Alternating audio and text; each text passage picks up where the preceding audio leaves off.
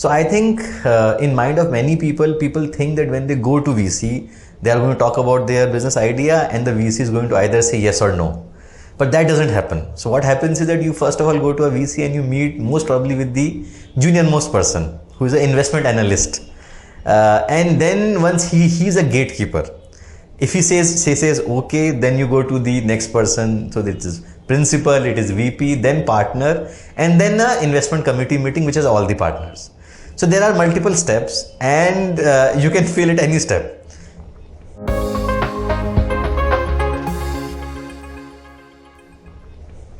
Hey guys, I am Amit Agarwal, co-founder and CEO of NoBroker. Welcome to Backstage with Millionaires. Today, what I will be covering is what should be the mental approach that you should take when you are starting a startup, raising your first fund and scaling the company. What are the mental challenges and how you should overcome them. Entrepreneurship is not only just a journey about a product and a consumer and solving a problem. Of course, it is about that also. But it is also about with what mental approach you are looking at entrepreneurship. So if you are not happy with your current boss and if you don't like your current job, and then you want to start something of your own because you read in a lot of newspapers that many of the entrepreneurs have made it big, at least in the market cap scenario, then my advice is don't do it. In fact, most of the people whom I meet, I advise them not to take the entrepreneurship journey unless you are mentally prepared for it and you really want it. Because just because a current job is not great doesn't mean that you start entrepreneurship. So I'll give my example. When I left, so I was in a very, very cushy job with Australian New Zealand Bank, ANZ Bank, and paying good salary and not huge amount of work to do, pretty comfortable. And the moment I decided, and I'm a first generation entrepreneur, the moment I decided that I will do something of my own, the first thing which will happen is a lot of people will call you. And then they will congratulate you of what effort you are doing and this is such a courageous step. And then they will stop calling because then there's nothing much to talk about. So all the phone calls will go away and you will realize one day that you are sitting in your bedroom with your feet folded on the bed and the laptop open and with some 10 customers on your side and you are wondering why I am here. Why? And you are calculating in your mind that had I gone to the job which I was going to, this is the money that I would have made today and there's the money that I am losing today. So my suggestion is that if you are really passionate about the idea and you think that even the bad times come, you will pursue it, then it is okay. But if just because your current option is not great, don't go for it, because a huge percentage of entrepreneurs fail. And if you are not mentally ready and if you fail then you will take a lot of time to again get up and again start something of your own. So it's better to be mentally prepared for the battle which is going to come and then start something of your own. So now assume that you are mentally ready to start something of your own and you know the customer problem and you have started your company.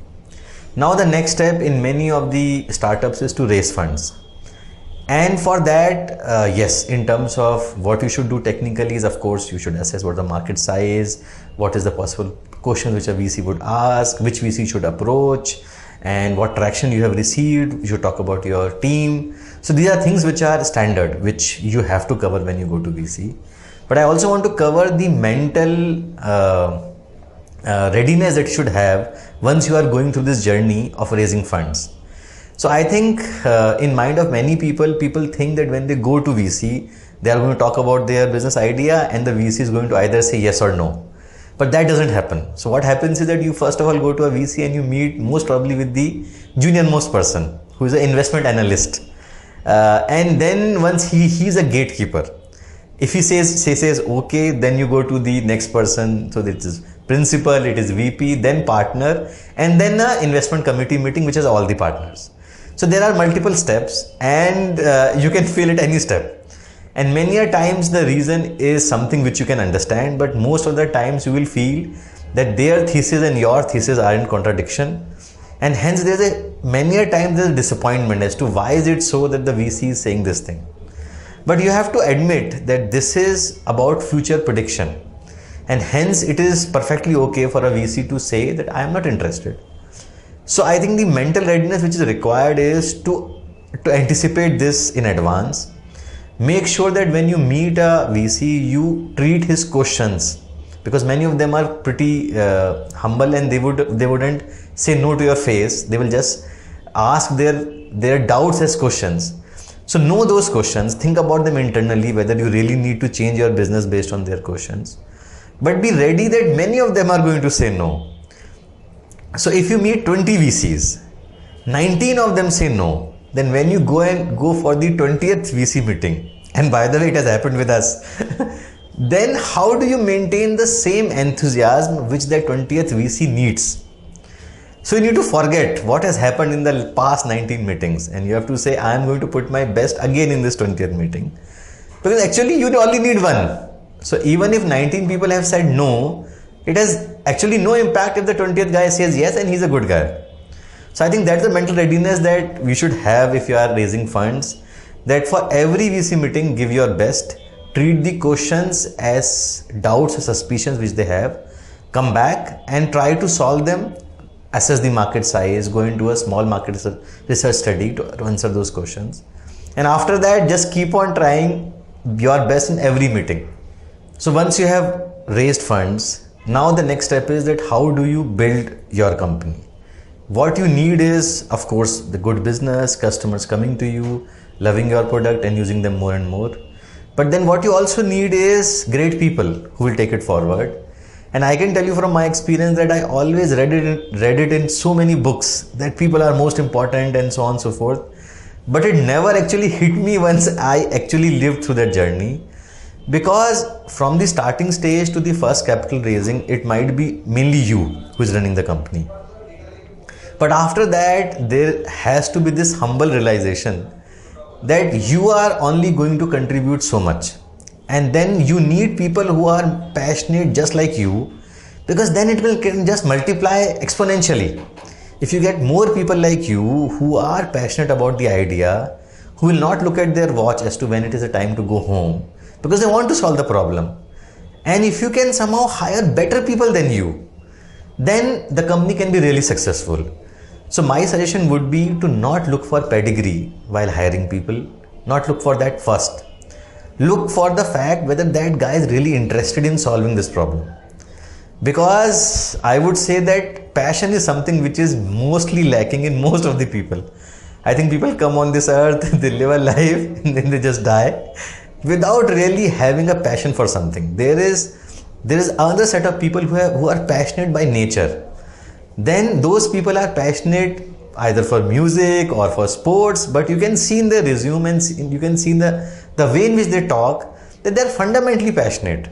And these are the people that you need. So try to approach and attract people who are passionate, of course with some basic level of pedigree and qualifications that you want. But the main thing is to surround yourself with people who are not just technically great, but who are passionate, because passion will anyway win in the long term, because the journey going forward is anyway going to be full of chaos, ambiguity, which you need to solve as you go along. So I would say the next step would be that. So the most difficult thing which an entrepreneur goes through in this journey is letting things go. Because now once you have surrounded yourself with people who are equally or more passionate than you about solving the problem, they will only enjoy their role if you give them full independence. If you want to micromanage, which most of the entrepreneurs including me are always tempted to do, then company can never become big. You need to find great people and just give it to them. And it is painful in the start, because many a times you know that yeah, I knew this mistake will happen, but it's okay, because they also need to learn. So as far as my personal approach and the model goes, it is to basically hire great people and then give them complete independence. And this model has worked wonders for me, because then it gives me huge amount of bandwidth to think about new ideas, to think about new business verticals, and then repeat the same process. So I would say that this is very, very critical part emotionally, to let it go, free yourself. It is very good for the company, because then passionate people take care of the problems which were there earlier. You think about new opportunities and then repeat the process. So I would say that once you have reached this step where you have let go and people are running their functions, now your role basically becomes mainly to be very careful that the company remains meritocratic. It remains passionate, people filled, because when the size grows, the number of employees grow, and then there's a risk that somebody would be very political or somebody would like to play favorites. That is not the culture that you want to pollute with. So then the role basically becomes more about that you make sure that the culture is still meritocratic, even with the scale. You attract great people, you give them independence, and they don't have to worry about favoritism or trying to please somebody or be politically correct.